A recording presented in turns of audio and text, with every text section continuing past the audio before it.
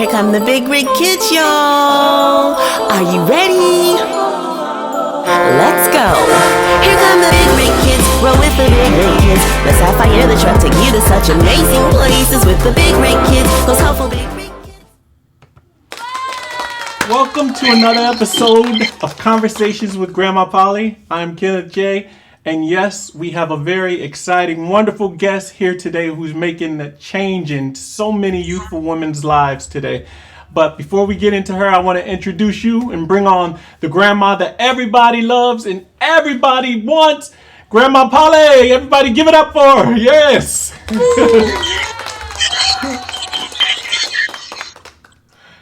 Good evening and a happy Thursday. Welcome to Conversations with Grandma Polly. Today we have an interesting topic, and it's another one of these topics that people are not really talking about, and they're dealing with their feelings and they're suffering through their feelings in silence. Today we're going to talk about the grief is real. Dealing with grief and living through the coronavirus. But before we get started, I would like to introduce you to a dear friend of mine, Phyllis Ash, and thank you, my brother Kenneth, for that wonderful introduction. Phyllis lost her father right before the virus hit. Yes. And we welcome you, Phyllis. Tell us a little more about Thank you. Thank you. Thank you. Thank you, Miss Renee. Are we ready to talk about the transformation of him before the pandemic? Yeah, that, but tell us a little bit about you and some of the things that you do because you've been helping some kids get through this virus also. Yes. I'm the founder of Fiercely Changing the Game. Right now is a teen program, ages 11 to 18.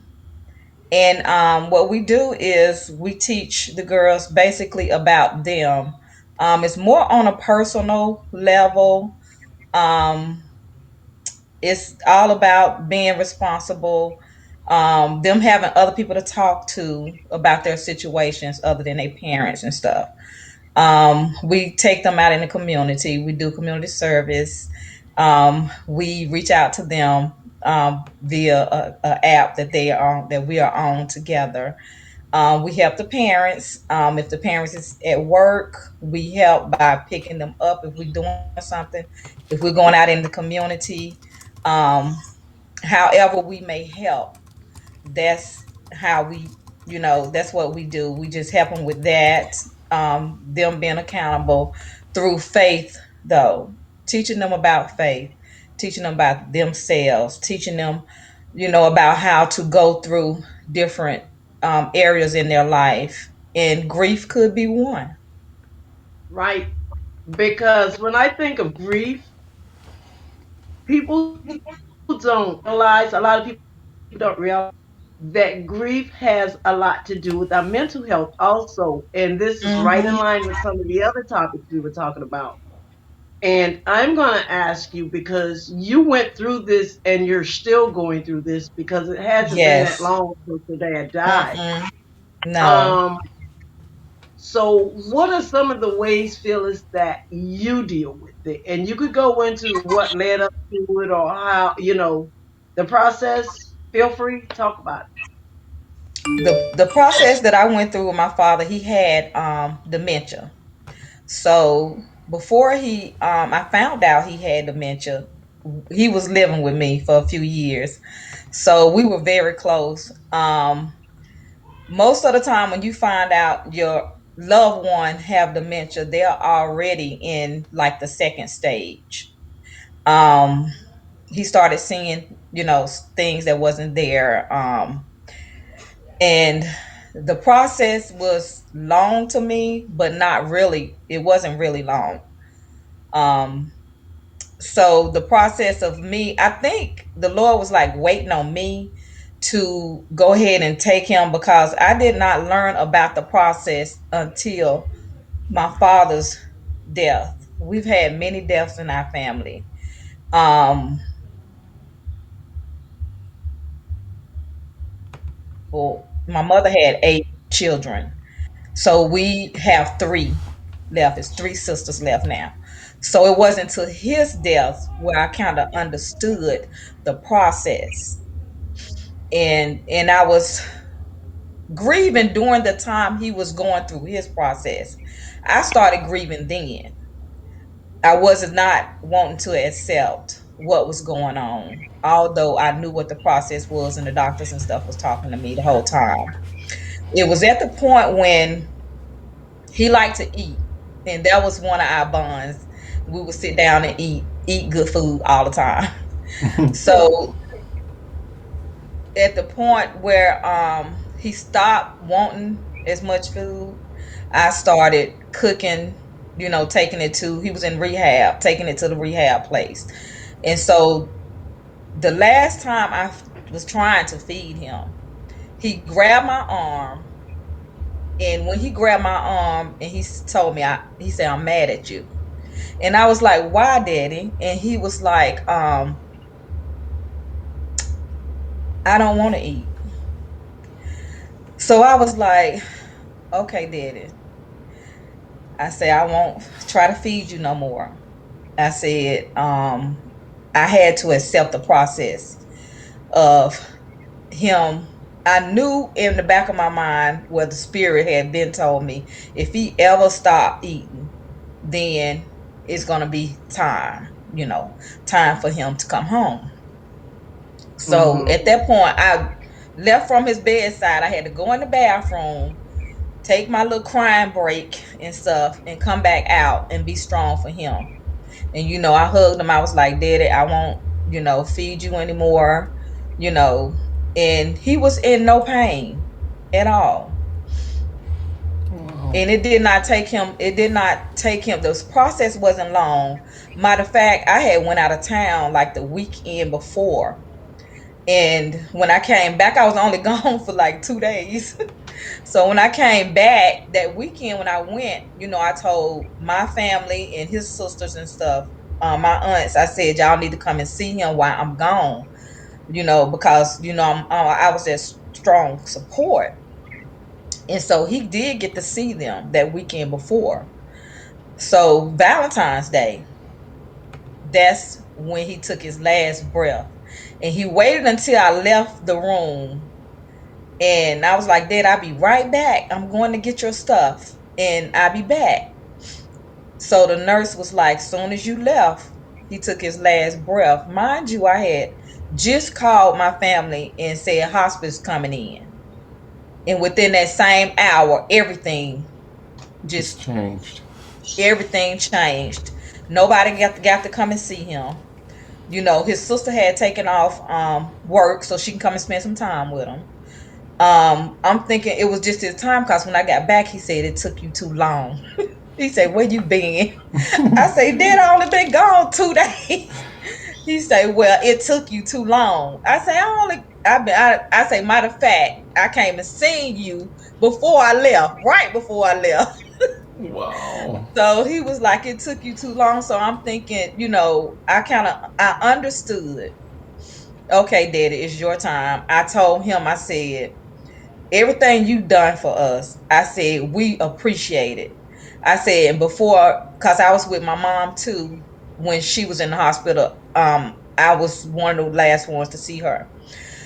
I said, "Mama forgave you for anything that went on between y'all." I say, "She's good. She always loved you." I said, "You was her heart." I say, "It's okay." I say, "It is okay for you to go if it's your time." So that was it. I kissed him, and when I left, he knew that I could not just see that. I wouldn't be able to see him take his last breath. He already knew that. We discussed everything, and you know, the family, they didn't know that we was that close, to discuss what colors he wanted to wear and all of this stuff. And my little sister, she was like, "Who chose those colors?" I said, "Daddy chose those colors. That was not my decision." So it was his choice. We sat down and we did that. Like, it was years before, when we sat down and did it.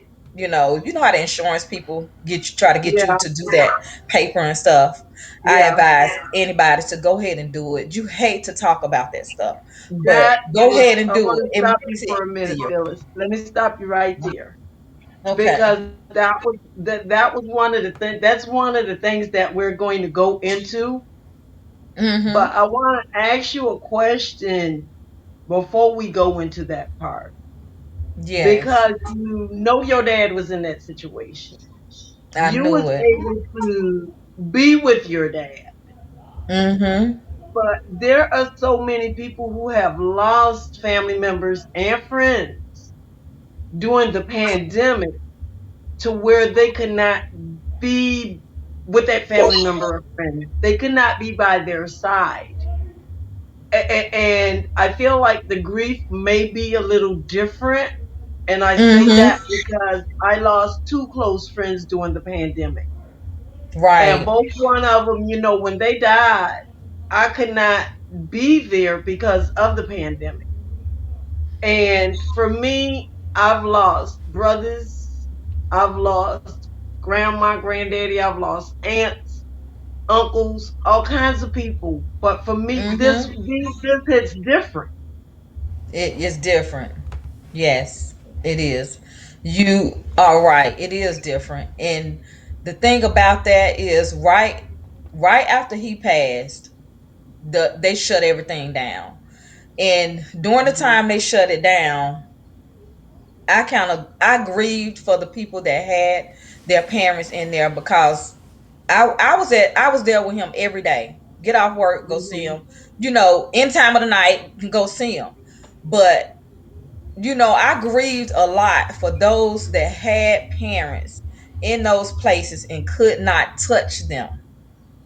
Mhm. That was just so, I just felt for all of them.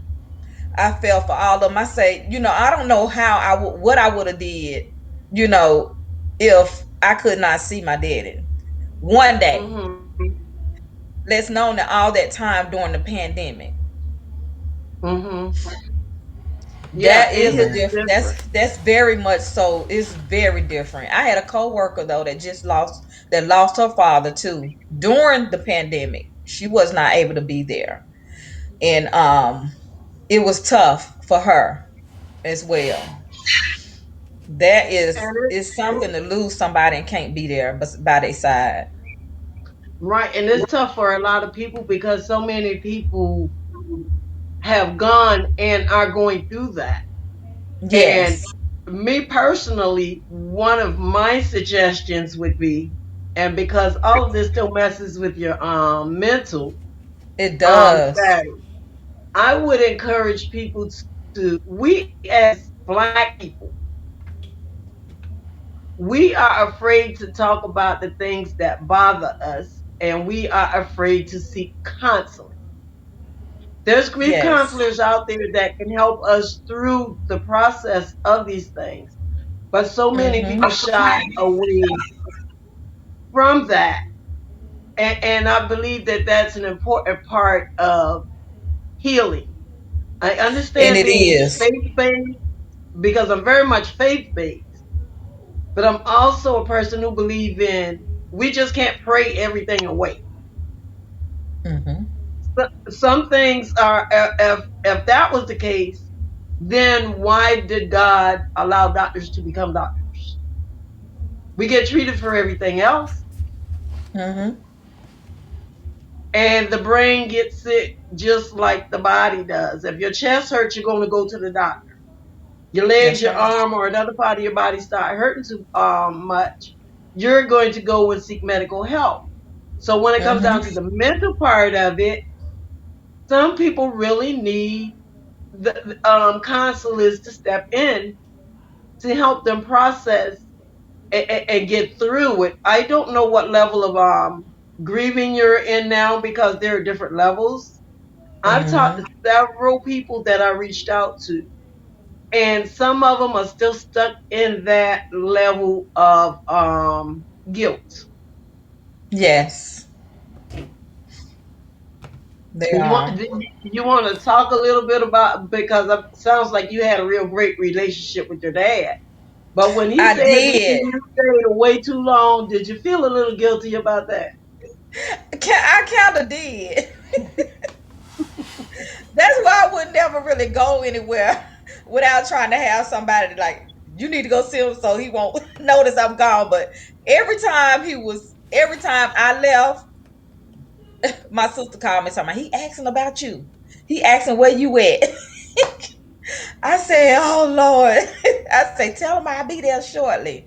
But this is what I want to say about the mental as well. When I had to put my dad in a place for the people with dementia because I have to work. And the first day I went back to work, I stayed home that summer. When I found out, to help him and stuff like that. But my breakdown was when I had to feed him, help him feed, help put the spoon to his mouth because he had forgot where his mouth was. Wow. That's I broke down then. And when I had to transfer him over to that place, when I tell you the mental, I was about to have a heart attack and did not know it.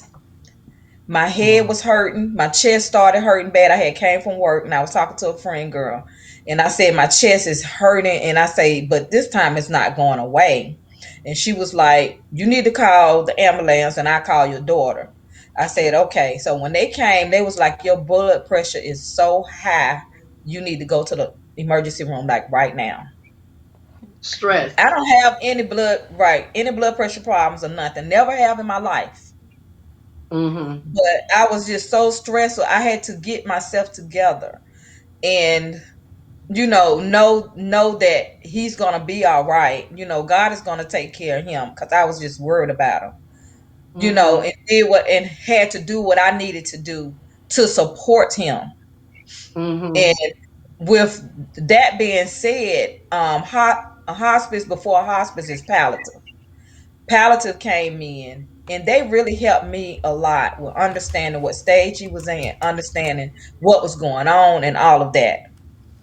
I called them every time I seen anything going on, and me knowing and having the knowledge of what was going on helped me a lot. And they were my counselors. Mm-hmm. And see, that makes They were my sense. You had counselors. someone there who was able to help you understand what was going on.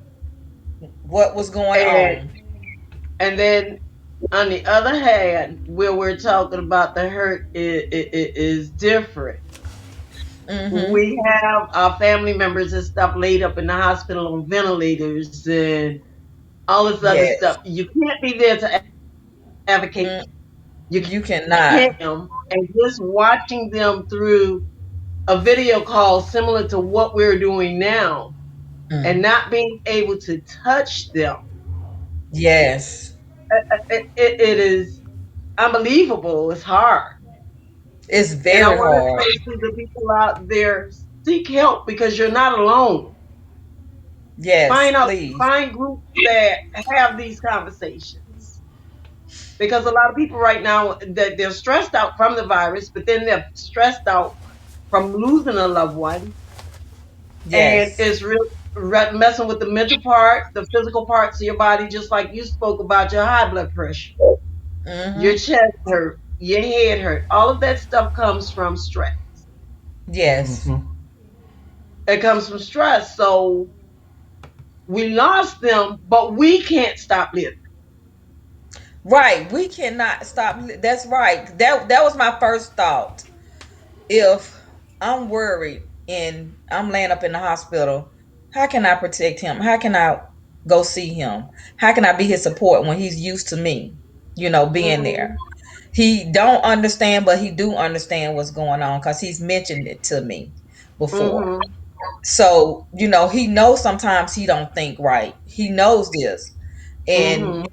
I'm that person that he whispered to. You Mm-hmm. know, it's mind boggling with the stress that people have. If you have friends that you can call, or if you a friend to somebody that has lost someone, I advise you to at least reach out to them, get them out the house and stuff like that. My neighbor, I have the best neighbors. During that time, they knew my dad. When he passed away, I was in the house by myself. They would knock on the door. We cooking. You need to come out that house and come on over here. That Mhm. helped me a lot. Then I had these friends that God sent to me. I feel like they sent to me. I call them my love sisters. Mhm. They one of them, I had she offered because my daughter had to work. Everybody, was working and stuff.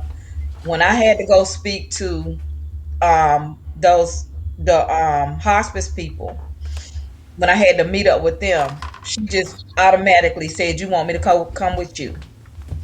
And Mhm. I said, "Yes, I do. I accepted, her offer. I needed somebody to be there with me."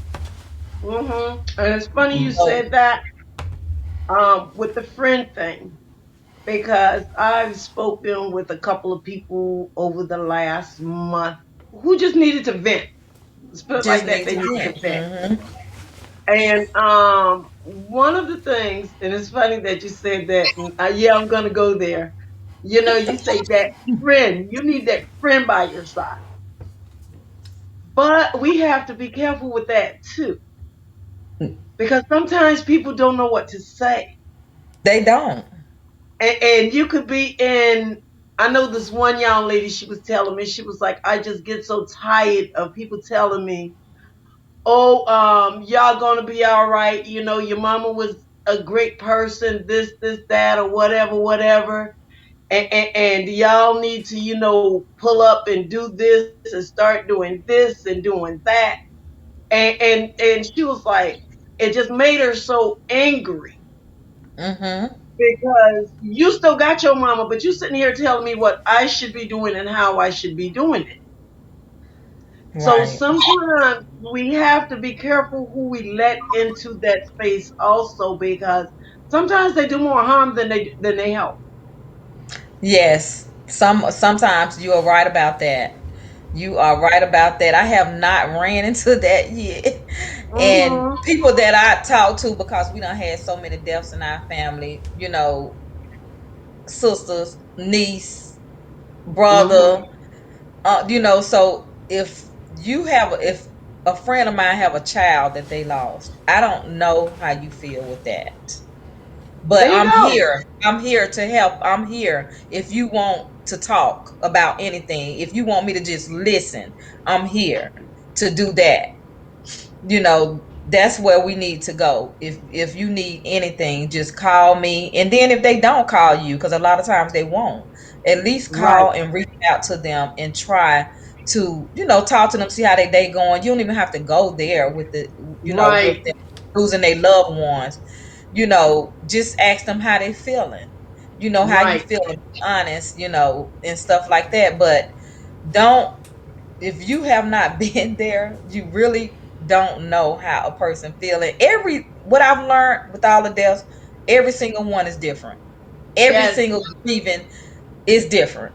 Yes. Very much so. And people grieve differently. Yes, and People people grieve grieve totally differently. differently.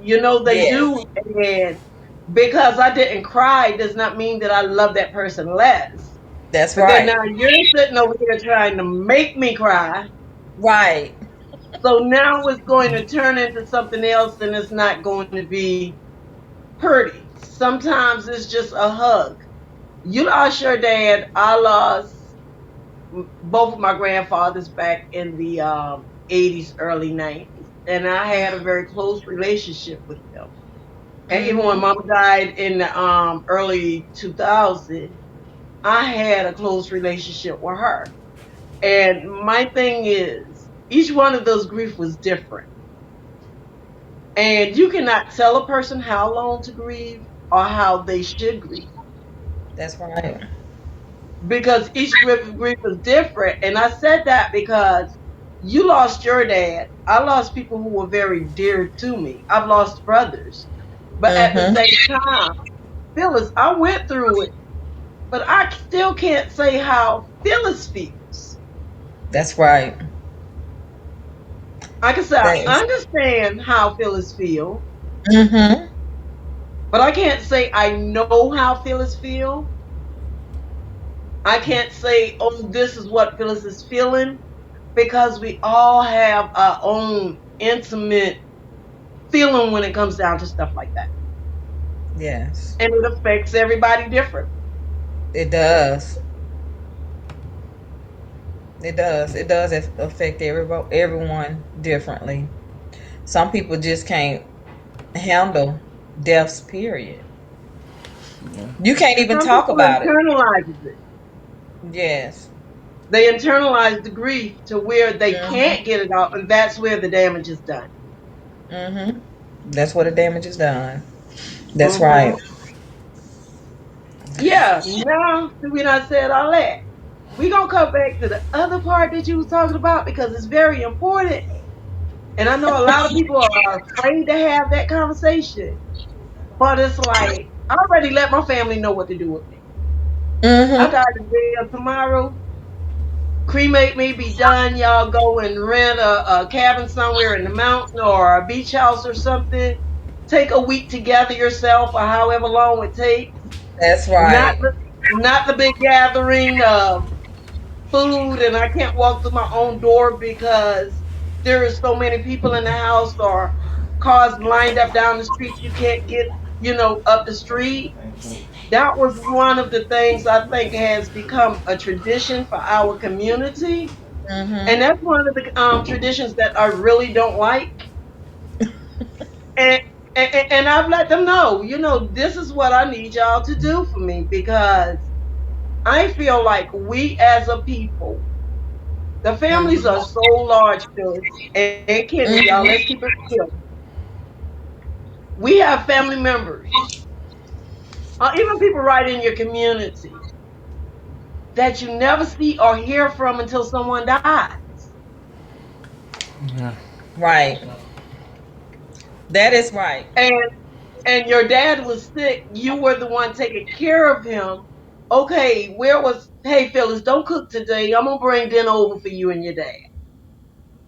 Phyllis, can I give you No. a break and sit with your dad for a moment? And it's just so many of those things in the community like that. Some say rally around me when I'm living. I want to be able to Yeah. enjoy it. When Exactly. I'm dead, burn me up, and I don't care what you do with the ashes, because I'm gone. It was just a flash. Yeah, yeah. And that's my thought too. I'm there with you, Renee. So I had told my husband that, and he was like, "No, I'm not." I say, "But you have to honor that person's wishes." You know what I'm Hmm. saying? Get something and carry me with you if you feel like, that's Yeah, what, I if you have you can have a viewing, but how many people go to their family members, all of their family members' graves? right. You know, don't spend all this money for that stuff. Hmm. Treasure me while I'm here. There you Enjoy me go. while I'm here.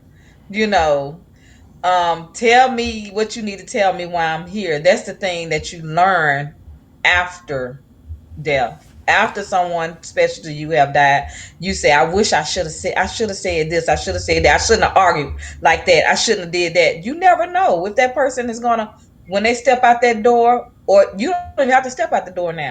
You don't know if you're gonna No, live that next moment. So you gotta treasure the people that you love now. When you Yeah. see them, hug them, regardless of what. And people don't have love like that anymore. And the community is not like that anymore.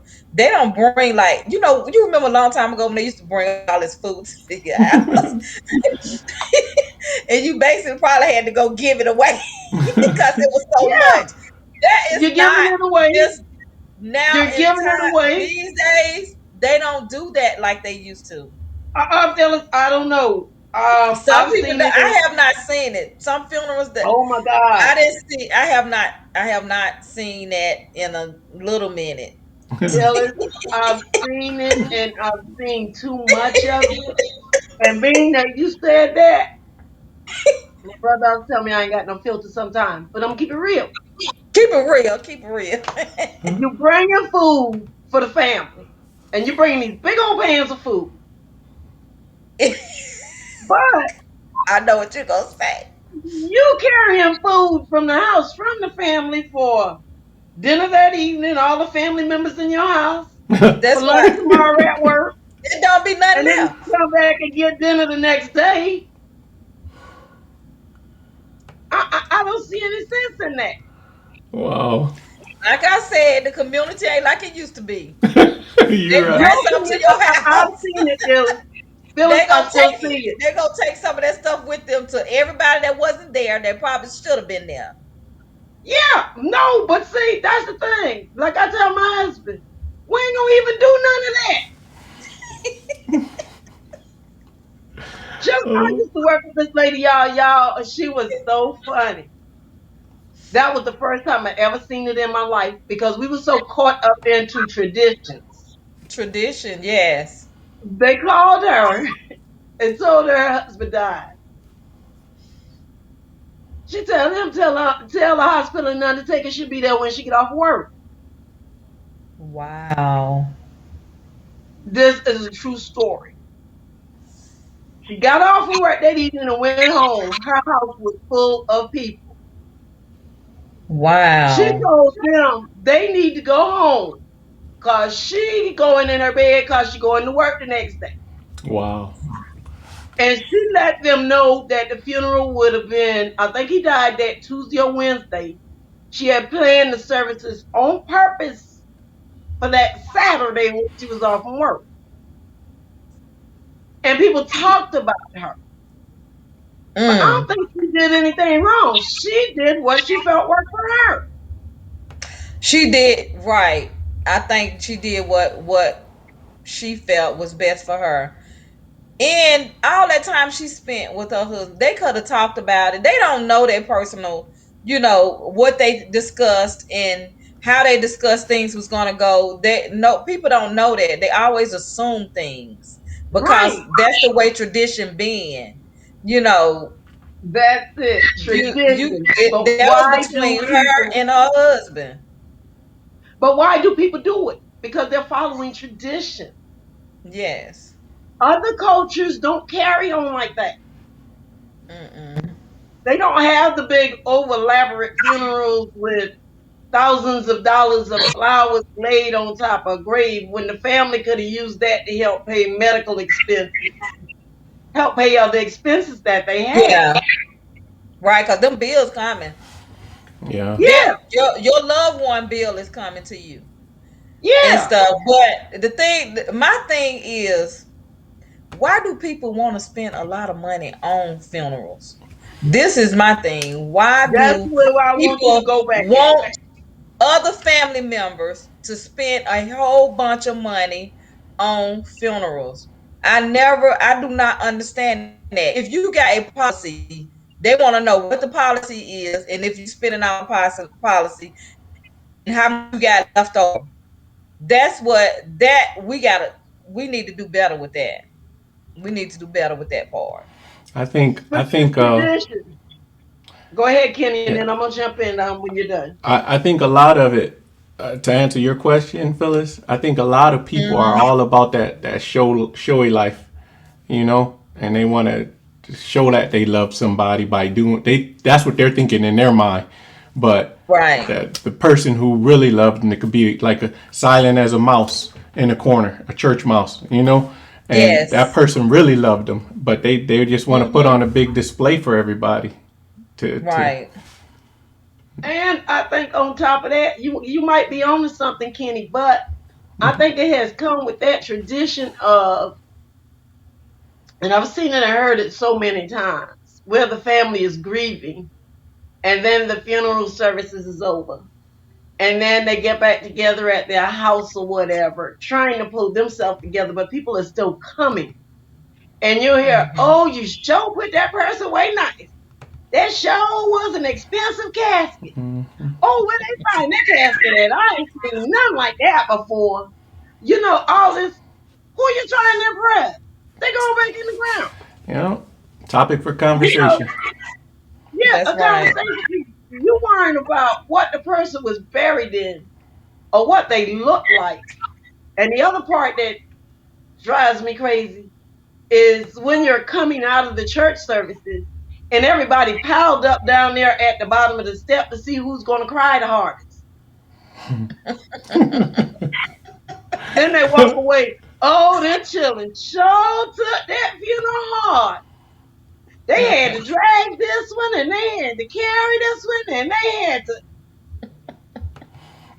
Why? I think it goes back to what y'all said in the beginning. Some people just don't know what to say. No, No, you don't think so? What- they don't know what to say. but but I'm sure I've been to white They people don't know what to funerals. say. And some of them probably ain't even been in that person's life or whatever. Yeah, Yeah, they probably I'm ain't even been in their life, but this is a lesson to say why the people are living. Do what you need to do for them now. exactly. Don't wait till they go. They don't see that.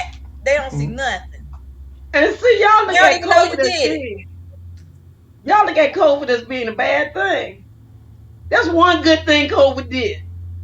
Put It them, stopped these put large crowds Oh, and it stopped these people from piling up. It's not that you don't want people in your house, but the family can't even get themselves together because there's so many people in the house. There's so many And people in they the start house. coming early in the morning and stay until 2 or 3 o'clock in the morning. Mm-hmm. You know what? That's not respectful though. That's not it's respect. not. Because for one, you know you always real tired because you ain't slept. You ain't slept. Then you got to try to entertain the people that's there staying to 12 and 1 o'clock at night. You serving Phyllis, you serving them, and they standing in the kitchen. I don't want no wild ribs. I want chicken. I Mm, Oh don't want my chicken. God! Don't I talk want about ribs. that. And the family serving them. When the family is grieving, they come with a 6 pack of soda and they carry away all this food and cakes and all this stuff. So you're not there for the family. I done been to yeah, one to some where they have taken whole cakes and the whole. I don't know why. Like, why would you go to a person's house and then think you have the right to take half of the stuff they got? Cause they going to the restaurant. They ain't come for the sitting up. They making special orders. Who made that cake over there? Ooh, I want some of that. Yeah, Who made that cake over there? They house nasty. I don't want none of that. yeah. That's exactly the way we do. yeah. That's exactly the way. I'm That's it. laughing That's because it right there. we That's have to it. be comical about it, but it's true. It is so true. No, They I be want doing two too pieces much. of fish. I want two pieces of They be fish. doing too much. Too much. They Too do. They much. do. They do all the while these people over here grieving like I don't know what, hurting. Hmm. And no, they So ain't focused on see, no dang on food. You barely eat. Yeah. you So You know, don't and really a be lot worried of it about you no end up food. giving away anyway because it's too much. You don't have space to store that stuff. yeah, yeah. Right. So Phyllis, with fiercely changing the game, your non it's a nonprofit, right? Yes, Yeah. it So is. with your nonprofit fiercely changing the game, how are you setting the precedents or changing the minds and the younger people that you help with to avoid these kind of things in the future to, you know, let things come from their heart genuinely. So what? Genuinely Yeah. What are let some of the things come things from their heart. that He you're? can they they don't nowadays they don't want to speak truth. They're There not you go. speaking they don't want to speak truth. They don't want we got it's too many parents that protect their kids when it come down to them doing stuff they're not supposed to be doing. That's number Got one. you. They you have to they have to be in tune to themselves first before they can accept the other stuff of what not to do. Gotcha. Being accountable, responsible for the things they do. I've seen so many people make excuses for the things their kids do. They're gonna do it anyway. No, they're not. Not if you don't teach them to do it and give them the if you don't give them that type of attitude that they gonna do it again, they gonna do it anyway. You have to teach your kids as if you're not gonna be here. Yeah. Because who's gonna treat them and spoil them, get them anything they want, although they're not doing what they're supposed to get those things? Who is gonna do that when you're gone? That's the I question. agree Yeah. That 100%. But it goes back to, cause Phyllis still got another question to answer me before we go over there. It goes back to how we see our grown folks act right now when we talk about grieving and how people handle other people grief and all that stuff. They're doing what they see the adults do.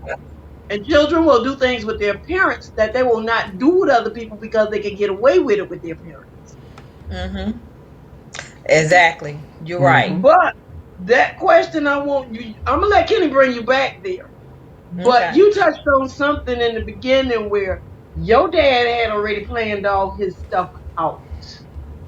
He did. That made it a whole lot easier for you, right?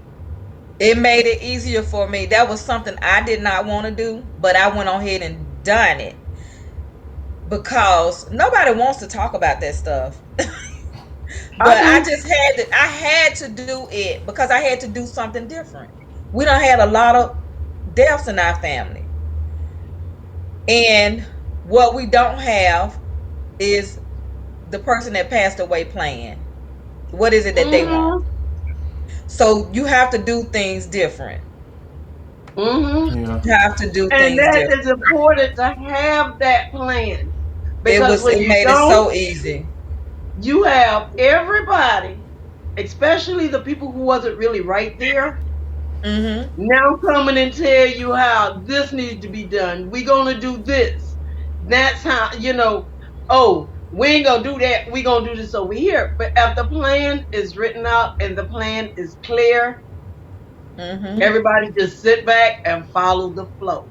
Two Just sit things. back and Black follow the people flow. don't have wills, the majority of them, and black Mm-hmm. people, a lot of them. We losing our young children every day. And I heard this on the radio the other day. Yeah. There's Mm-hmm. a nonprofit that started here that they're starting this thing where they're helping these parents to get their young children insured. People think because you're in your youth you don't need life insurance, but life is not promised to anybody. No, it's not. It's not promised to anybody. Mm-hmm. And I had my brother the only brother I had, he passed away at 19. We didn't have Wow. Mm-hmm. insurance for him. Our kids and young folk need insurance. We don't know. And like I was telling one of my friends, she protects her kids and try to keep them from this or that, the people in the neighborhood. And I just explained it to her. I said, the place they go every day, you drop them off instead of, you know, them riding the bus sometimes. You dropping them off at school. That's one of the places that's that's a dangerous place, Yes, to be honest, where your child is. That's the place where they learn a whole lot of stuff you trying to protect them from learning. yes, Yeah. So, you never know what's going to happen. That's why I said you have to prepare your children as if you won't be here. Teach them how to be accountable. Teach them responsibility. Don't take the little lies they tell you and just let it brush off, because little lies become big lies. Mm-hmm. yes. And we're not the only influence in our children's lives. We're not. Right. Not at all. They have so many choices. And what choice you think they're going to take? And when you talk about choices, When we were coming up, we had 3 channels on TV. Hmm. And we were only allowed to watch TV for a couple hours on Saturday morning and a little bit, during the week while you're going to school. These kids now don't ever need a TV because they're carrying everything around with them right there on that gadget in their hand. Hmm. They get exposed to everything. They're exposed to everything. And while you saying that, I had went on TikTok, right? Mm-hmm. So I actually downloaded, this was like a month or so ago. This little girl, a couple of little girls was in Mm-hmm. there doing the same thing. You know Lizzo, right? Mm-hmm. Okay, she made a Christmas, some kind of Christmas video. She was twerking or something. Mm-hmm. But the little girl was trying to do the same thing. Mm-hmm. TikTok is Little of the girl looked like devil. she might have been 6 years old, maybe. And Mm-hmm. I'm like, are you serious? And they laugh and think it's cute. Yeah, Yeah. and think it's cute. I don't even think her parents check her stuff. If they do and they still approve that and still have her little stuff up, something wrong with them. This is the stuff that your Mm-hmm. kids are learning. And Yeah. And then people will look it's at not even, life is not nothing about that. no, but Phyllis, people will look at you and I and say we old fashioned. No, that's not old fashioned. That's common that is sense. that is not old fashioned. That is not old fashioned if that's all your child might focus on. Yeah. Is it gonna be old fashioned if you leave this world and somebody else have to have that child and she's shaking her butt in front of these people that she don't know and stuff? So that's not old fashioned. You have to look at all aspects of life because this is life. Yeah. Life is not like it's not. Parents make it look like it's so easy for them to get this and Ooh, get that. They girl. be struggling like I don't know what.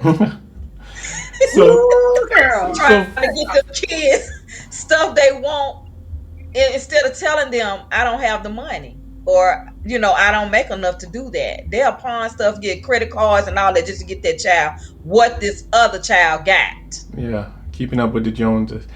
But Keeping And up with no the life Joneses insurance. and dealing and with no insurance at all.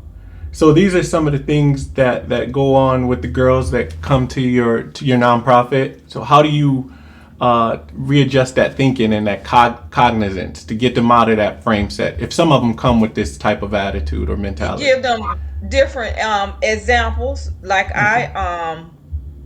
I give them different examples of what should happen, and the example of your parent is not going to always be around. So this is what you have to think about. First, you are an example to yourself. You have to respect yourself before other people will Mm, respect you. right. Respecting yourself plays a lot in where you going in life.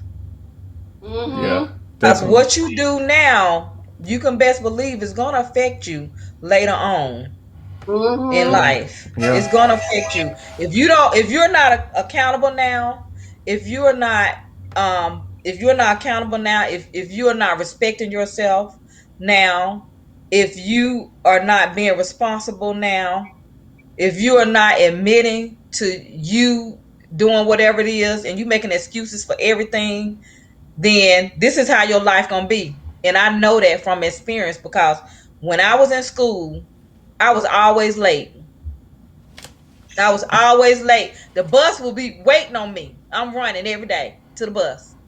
And Wow. that's how my life have been. Like I'm rushing to do things, even though it don't matter what time I wake up or what time or whatever, you know. So I'm trying to teach them don't do things that's going to affect you way later, even though if your friend is doing, and I try to get them to bring their friends in too, because I want to see what type of environment you being Being around. around. I want to Mm-hmm. see, yeah, I want to So see That's what you very working with important. out there. Yeah, what you working with out there. so Because the same things that you get in here, your friends should be getting it too. yeah. So Phyllis, when let me ask you, how did you break that cycle of being late for the bus every day? How did you break it personally? To tell you the truth, it's not broken. It's a stronghold. I do good. I do better now, but I'm just saying it's Okay. not it's not broken. But there were some changes you made to get better, though, right? Yeah, it was some change. You got to keep a job.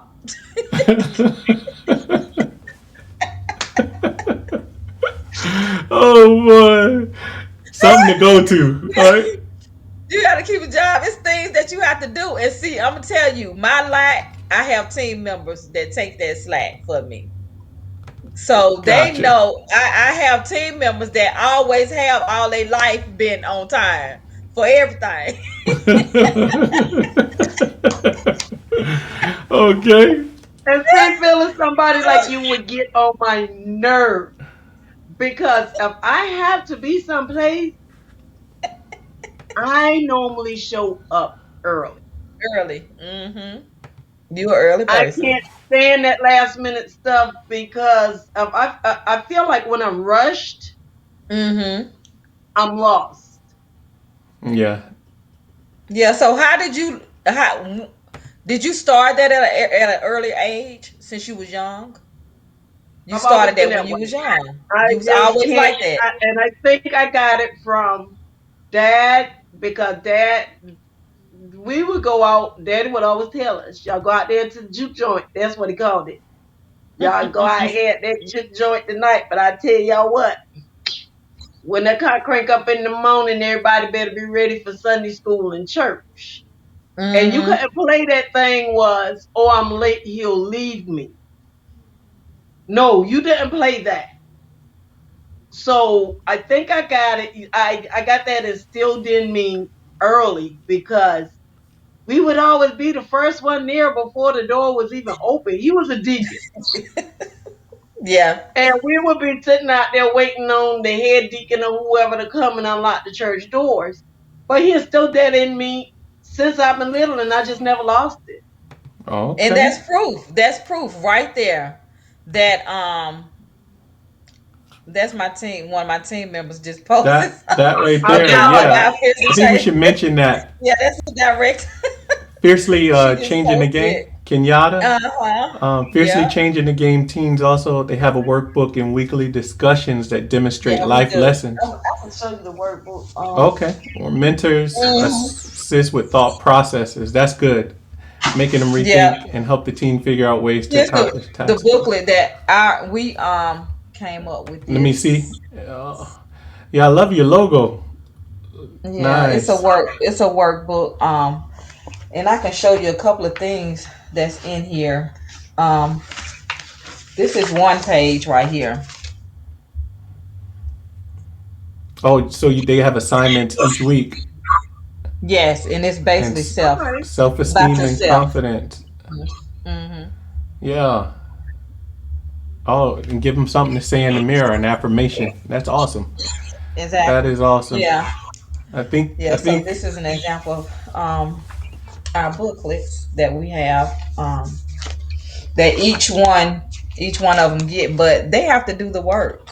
You Yeah. know, Yeah. they have to do the work. Definitely.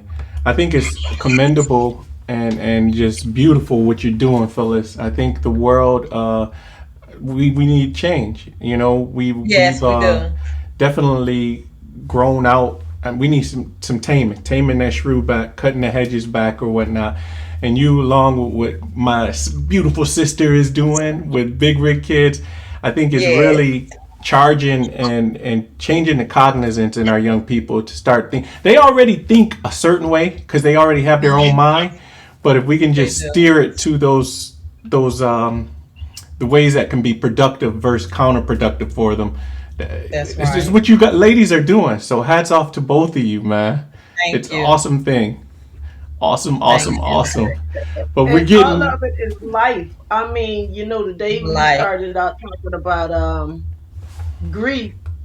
And the thing is, it starts from birth, and then now you're teaching them all these things, accountability, different ways of getting through life as a productive person.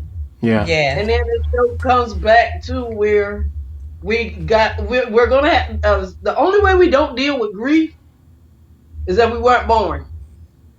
That's Mm-hmm. right. And Yep. we have to teach them how to get through that process also. I've known people who have lost family members, and I mean, before the family member died, these were very bright, productive people in life and whatever it was they were doing. And they got to the point to where they couldn't handle the grief. They turned to drugs, they turned to alcohol, they turned to things that just destroyed them. That's Counterproductive. right. That's right. And and so when we talk, all of these things go hand in hand. Yeah, they do. Mhm.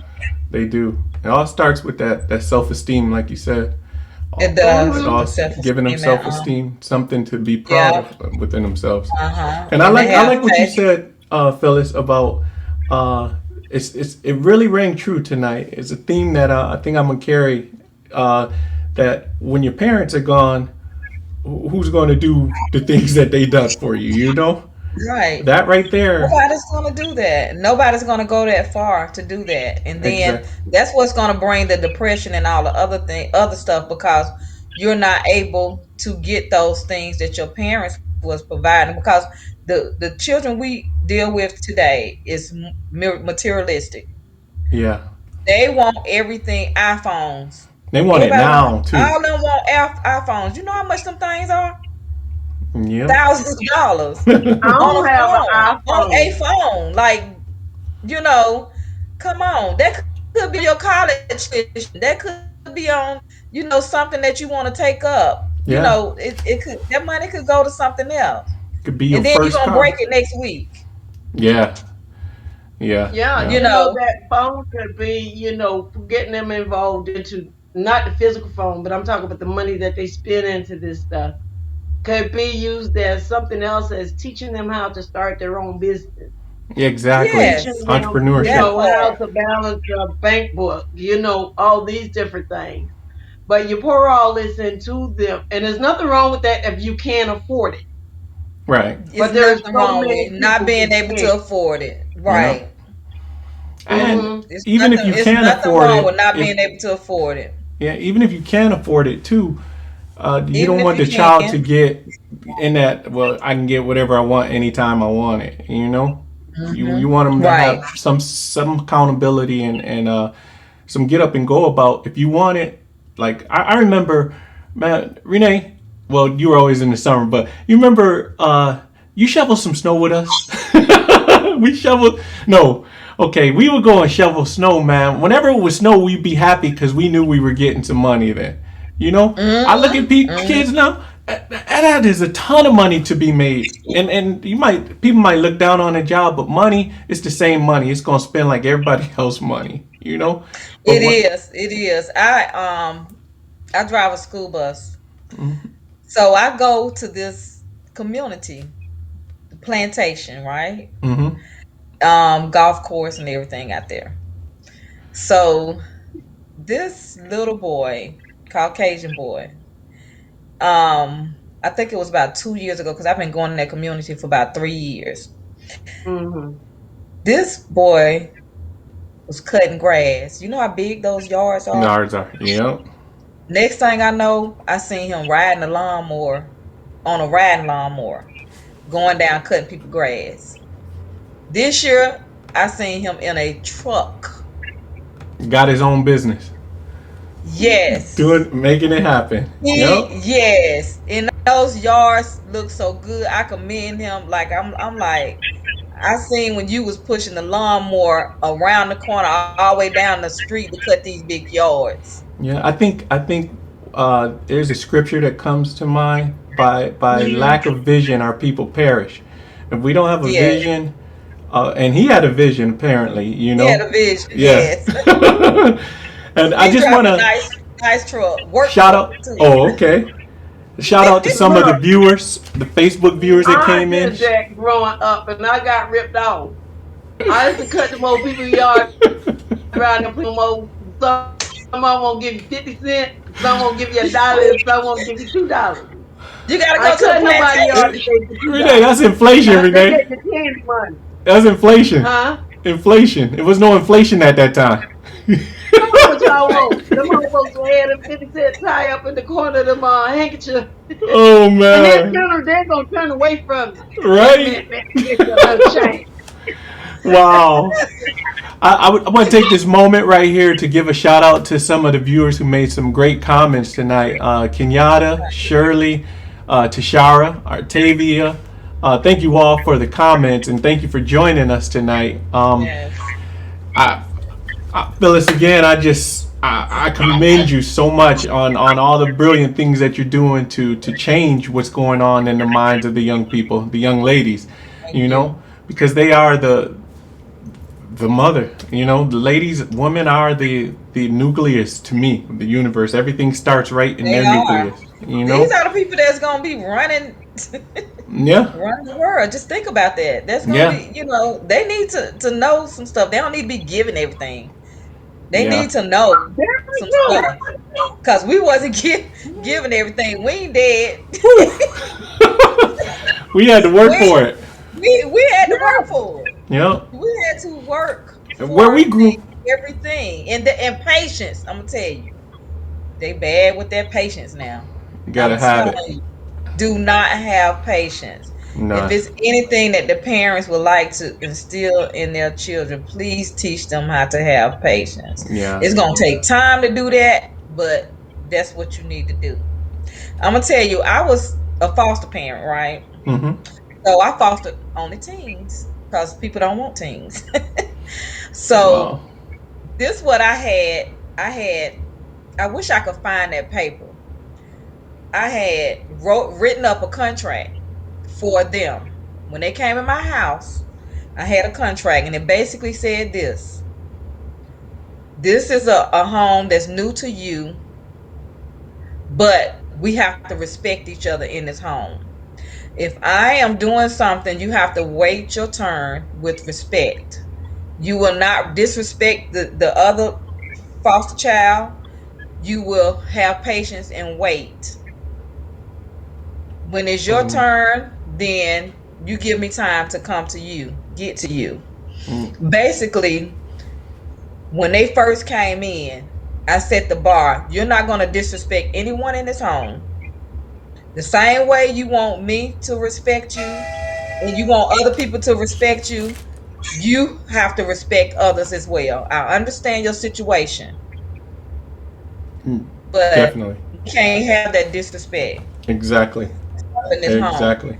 And see, the system sets them up because what they do is they tell them that they have rights to certain things in your home, to act, to like, just say I used to go to church. I still go to church. I go to church. Everybody in the house go to church. Okay, you have the right not to go to church with your foster parent.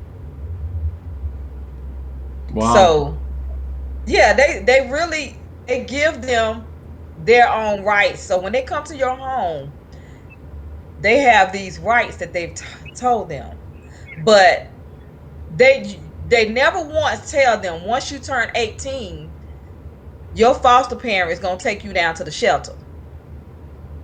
Wow. I hold that Tell them, thought. t- Hold that thought. That's a whole nother show right there. Right there. it's another show. We can wait till another You, show. yeah, because I'm saying this right here, this is a whole nother show. That's And I that's why think I that we say, should bring that back as a full show, Kenny. Yeah, definitely.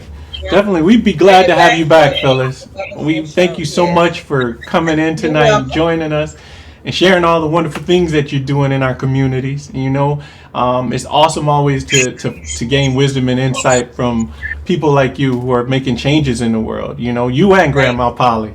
Definitely. And you. don't Yes, y'all cancel me because I tell the truth. that's right. Oh boy. Y'all know we living in a cancel culture now. Oh, she done talk about people and food and the film. Yeah, I said it, but don't y'all cancel Everything. me, please. You done told the truth. Tell the We don't want truth. to hear that. Well, everything that's going to stand is going to be based on truth anyway. And if it's not, Yes. it's going to fall to the And wayside. it's gonna So, stand right. exactly. So, I'd like to thank our viewers, all our wonderful viewers, for their comments, for chiming in with us tonight with Conversations with Grandma Polly. And you can catch us every week here on Facebook Live, 7 o'clock every Thursday with wonderful people like Phyllis Ash. Yes. Spreading their wisdom Phyllis, and you coming knowledge. back next week? I will come back next week. All Okay, because right. Y'all heard that's another whole conversation, girl. it. Now, I'm gonna be That's quiet on that one because I another think I make a whole lot of good people mad. I'm gonna conversation. just sit and say, uh-huh. Oh man. Oh Yeah, man. But that's yeah, another I whole good think you gave some conversation. good information. Yeah, and these Yeah, are conversations that we need to have. We that do. is. That We is do. definitely.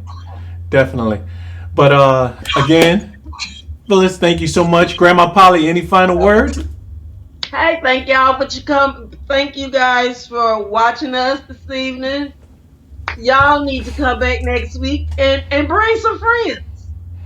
We So posted on Monday, we post the link, and then we post it again on Thursday. Bring some friends with you.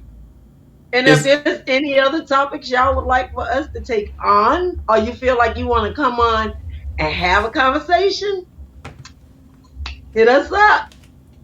That's right. We're definitely. always here on Thursdays. She's a grandma that we all know and love and gain wisdom from. Grandma Polly, thank you so much. And our Thank very you. special guest, Miss They Phyllis gonna cancel Ash. me to talk I about them appreciate foods, y'all having okay? me. I appreciate it. We glad you here. Don't y'all cancel me. They ain't gonna cancel you. Ain't gonna cancel you. Because they No. feel the same way, they just won't say it. Oh my God. Okay.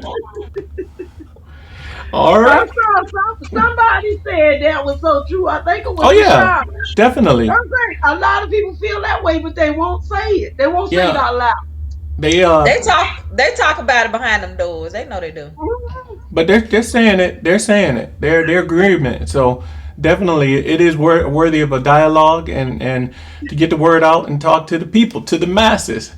And you can Yes. catch us here with Grandma Polly every Thursday. But again, Yeah. Miss Phyllis Ash, thank you so much. Grandma Polly, thank Welcome. you. And I Kenyatta, thank you, Yeah. my lovely brother. Thank you, Phyllis. And Phyllis, Ken, that's what we do. We talk about it, but then we have fun with it too. I yeah, gotta That's get a right. laugh sometimes. definitely, definitely. And we thank all the viewers. And any final words? Any final thoughts? Love you guys. Stay safe. Yes. That's We all I love can you. say is stay Go safe. check out our Facebook page, Fiercely Changing the Game. Instagram, Fiercely CTG Okay, on Yeah. Instagram. definitely, definitely. We're gonna check. And Actually, gonna start following you guys because yes, yeah, and go that to the website too, Fiercely Changing the Game .com. All right, website. You can see some things on there that we have been doing for the community. awesome. Yeah, those pictures you sent me today was nice. Yes. Yeah, and y'all follow the Big Red Kids organization page. We got some Mm-hmm. things coming up. All the stuff that we're talking about, some of it is related to the new book that's coming out too. You talked about the boy with the lawnmower. Okay, these kids in this book got a job too. So we deal with the things that's going on in the community. Gotcha, And that Yes. book is coming out real soon. gotcha. Y'all gonna read this one. It's gonna make you mad, you're gonna cry, you're gonna laugh. It has some of everything in it. But Mm-hmm. Uh, it's keeping it real. We're dealing with racism. that's Right. right. All right, so we look forward to seeing you next week, Phyllis, with us, Yes, I will be and here next week.